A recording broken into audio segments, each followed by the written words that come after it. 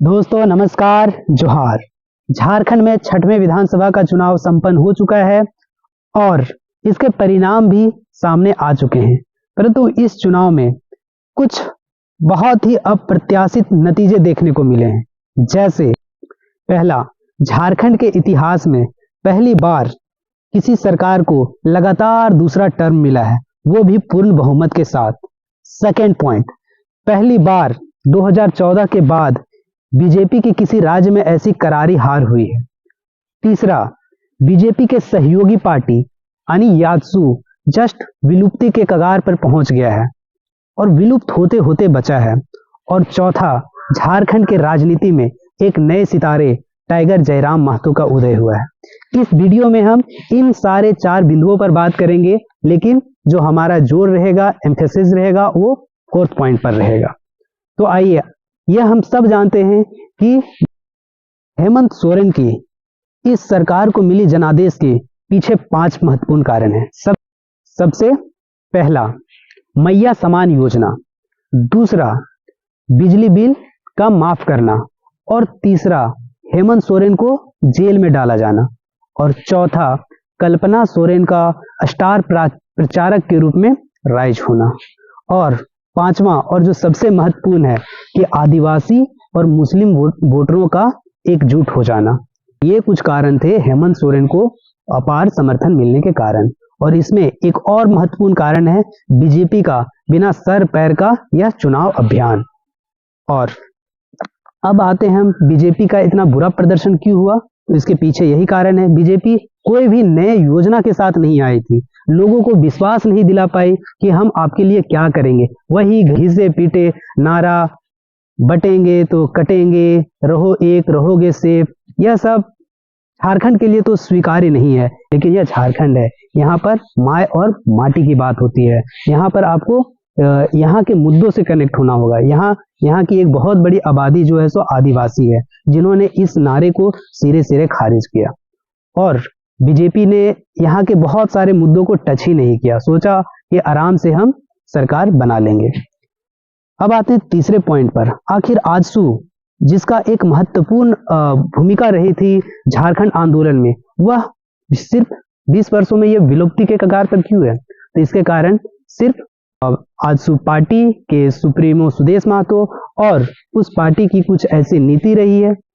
अब हम लोग आते हैं लास्ट और सबसे इंपॉर्टेंट पर कि जयराम महतो का राइज इतना खतरनाक तरीके से, इतने जोरदार तरीके से कैसे हुआ। तो आपको बता दूं, एक बहुत ही सीक्रेट है जो हमने विश्लेषण करके निकाला है कि जयराम महतो की सभाओं को देख करके कि क्या वो जो हैं जो दूसरे नेताओं से अलग कर रहे हैं। तो जयराम महतो ने 4M फॉर्मूला का इस्तेमाल किया है। 4M यानी 4 माँ, जिसमें पहला है माय, दूसरा है माटी, तीसरा है मातृभाषा और चौथा है महतो। ताकि इन चारों बिंदुओं को सिलसिलेवार ढंग से समझते हैं। पहला है माय यानी मैया, यानी जननी, जिसने आपको, हमको, सबको जन्म दिया है। झारखंड की राजनीति में आज तक महिलाओं के मुद्दों को किसी ने एड्रेस नहीं किया और ये जयराम महतो पहला बंदा है जिन्होंने महिलाओं की भूमिका को पहचाना और महिलाओं को टारगेट किया। आपने यह ऑब्जर्व किया होगा, चाहे आप जितनी भी सभाओं में जाएं, महिलाओं की बहुत ही जोरदार उपस्थिति रहती है। इसके पीछे कारण है जयराम महतो का महिलाओं को टारगेट करना। जयराम महतो अपनी सभाओं में बोलते थे कि महिलाओं की समाज में क्या भूमिका है, वो अपनी संस्कृति को कैसे संरक्षण करती है, संरक्षण देती है। साथ ही महिलाओं की जो एक बहुत बड़ी समस्या है कि उनके पतियों का शराब पीना, दारू पीना, तो जयराम महतो ने शराबियों को आड़े हाथों लिया और इस तरीके से महिलाएं जितने भी थे सो जयराम महतो से कनेक्ट होती गई। जयराम महतो ने यहाँ भी झिझक नहीं किया, झारखंड की सिंपल महिलाओं की तुलना सीधे कल्पना सोरेन से की। जब हेमंत सोरेन सरकार जहां मैया योजना के लिए 1000 रुपया दे रही थी, तो उन्होंने सीधे सीधे टारगेट किया कल्पना सोरेन को और महिलाओं को बताया कि तुम्हारे लिए सिर्फ 1000 रुपया, आपके लिए सिर्फ 1000 रुपया। लेकिन कल्पना सोरेन के लिए सीधे एक विधानसभा। किसी राजनीतिक पार्टी ने यह हिम्मत नहीं किया कि मैया समान योजना का विरोध करे।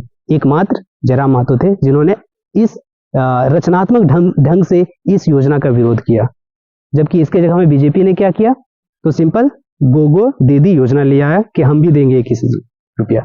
अब दूसरे पॉइंट पर आते हैं, जो है माटी। माटी यानी जिसमें आपने, हमने, सबने जन्म लिया, जिसको इस मिट्टी ने बनाया है, उस मिट्टी की क्या समस्याएं हैं, उस मिट्टी के क्या मुद्दे हैं, उस मिट्टी में क्या संभावनाएं हैं और उसका क्या विकल्प हो सकता है, इन सारे बिंदुओं पर बात किया जयराम महतो ने। यहाँ की मिट्टी, हमारी मिट्टी यानी झारखंड, झारखंड की क्या है समस्याएं, तो यहाँ की लोगों की जो कोर समस्याएं हैं है पलायन। दूसरा क्या है, तो यहाँ है रोजगार की, बेरोजगारी की स्थिति। तीसरा क्या है, तो यहाँ पर उद्योगों का एक अच्छा जाल बिछा हुआ है, लेकिन उद्योगों के तहत यहाँ के स्थानीय निवासियों का शोषण किया जा रहा है। उन उद्योगपतियों के खिलाफ यदि किसी ने बोला तो वो पहला नेता है जयराम महतो।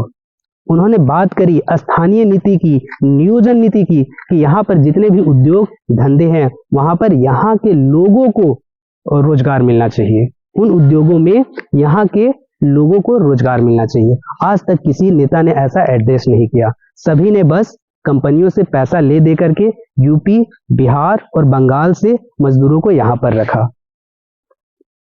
आज झारखंड को कहा जाता है कि यह एक प्रकार का कॉलोनी बन गया है, उपनिवेश बन गया है अन्य दूसरे राज्यों के लिए, लेकिन आज तक किसी नेता ने इसके अगेंस्ट नहीं बोला। तो ये था यहाँ की माटी की समस्या और इसको जयराम महतो ने लोगों तक पहुंचाया। आए दिन आप न्यूज में देखते होंगे कि झारखंड के कुछ मजदूर मलेशिया में फंसे, गल्फ कंट्रीज में फंसे, अफ्रीका में फंसे। इन मुद्दों को लेकर के, इन समस्याओं पर आज तक किसी भी नेता ने मुखर तरीके से बात नहीं किया। जयराम महतो ने ना सिर्फ उन पलायन के समस्याओं पर बात किया, बल्कि उनको विकल्प भी देने का कोशिश किया कि हम क्यों नहीं कर सकते। यहीं पर उनका प्लान, जिस राज्य में 40% खनिज संपदा हो, उस राज्य के लोगों को दूसरे राज्य में क्यों जाना पड़ता है सिंपल 8-10 हजार रुपये कमाने के लिए। इससे लोग, जो यहाँ के पीड़ित लोग थे, सीधे सीधे जयराम महतो से कनेक्ट हुए। झारखंड के राजनीति में एक बहुत बड़ी समस्या देखा गया, क्या, परिवारवाद और नेताओं के भ्रष्टाचार, उनका अकुत संपत्ति, और राज्य में नहीं, राज्य के बाहर अलग अलग क्षेत्रों में संपत्ति अर्जित करना। तो जयराम महतो पहला ये नेता था जिसने सीधे तौर पर अटैक किया उनके संपत्तियों पर, उनके भ्रष्टाचार पर, उनके परिवारवाद पर, और अपने मैनिफेस्टो में जारी किया कि हम यदि जीतकर आते हैं तो ना तो ही अपने विधानसभा क्षेत्र जिस जिला में आता है उसके बाहर एक इंच जमीन लेंगे, ना ही अपने पार्टी के किसी विधायक को जमीन लेने देंगे। और आप देखेंगे कि जयराम महतो का मैनिफेस्टो इतना प्रभावी था कि बीजेपी ने उसे हूबहू कॉपी कर लिया। अब तीसरे पॉइंट पर आते हैं और वो है मातृभाषा। जयराम महतो ने इन सारी बातों को अपने मातृभाषा खोरठा में पहुंचाया। जब मातृभाषा और समस्या यदि एकजुट हो जाता है, यदि समस्याओं का जो प्रस्तुति है वो मातृभाषा में होता है, तो फिर उस समाज के लोगों को कोई भी किसी भी तरीके से ठग नहीं कर सकता, शोषण नहीं कर सकता। होता क्या आया आज के झारखंड के राजनीति में आज तक, कि अधिकतर जो नेता हैं वो चुनकर आए आपके ग्रामीण पृष्ठभूमि से, रूरल बैकग्राउंड से, परंतु जीतने के बाद ही वो एलिट क्लास में शामिल हो गए। जो जनता अपने नेताओं का चुनाव करती थी वो कभी हिम्मत ही नहीं कर पाई कि हम अपनी समस्याओं को लेकर के अपने नेताओं के पास जाएं। क्यों? क्योंकि वो भाषाई तौर पर संभ्रात हो जाते थे। अधिकतर जनता यहाँ की खोरठा बोलने वाली, और जो नेता तुरंत हिंदी और इंग्लिश में चले जाते थे। जयराम महतो ने इस परिपाटी को तोड़ा। उन्होंने क्या किया, जिस क्षेत्र में गए, जिन लोगों से उनको जुड़ना था, उन्हीं के भाषा में जुड़े, उन्हीं के जैसा पोशाक पहन कर गए। कोई मंच नहीं, कोई स्टेज नहीं, कोई सूट बूट नहीं, सिंपल ट्राउजर, टी शर्ट, और गाड़ी में चढ़े, जो गाड़ी मिला उसी में चढ़े, उसी को मंच बना दिया। ये लोगों को सीधे तौर पर कनेक्ट किया कि ये जो लड़का है हमारे ही जैसा है, हमारे ही परिवार से उठ के आया है, ऐसा है कि ये हमारा बेटा है। लोगों ने सीधे कनेक्ट किया। और चौथा पॉइंट है वो है महतो, कि चूंकि वो खुद एक महतो समाज से जुड़े हुए आते हैं और ये अधिकतर समस्याएं महतो क्षेत्र में है। समस्याएं तो वैसे झारखंड क्षेत्र में है, परंतु महतो समाज के लोगों ने जयराम महतो को सीधे सीधे अपनाया। सोचा कि आज तक देखा गया है कि महतो क्षेत्र के लोग जो है सो एक महतो को ही वोट करते हैं अधिकतर। अब विनोद बिहारी महतो को ले लीजिए, उसके बाद टेकलाल महतो को ले लीजिए, सुदेश महतो को ले लीजिए। तो इस तरह इन्होंने सोचा क्यों ना हमने सबको ट्राई किया तो एक बार जयराम महतो पर भी विश्वास दिखाया जाए, और इसलिए उन्होंने जयराम महतो को खुले बाहों से गले लगाया। तो ये था जयराम महतो के राइज होने का कारण जो मैंने ऑब्जर्व किया।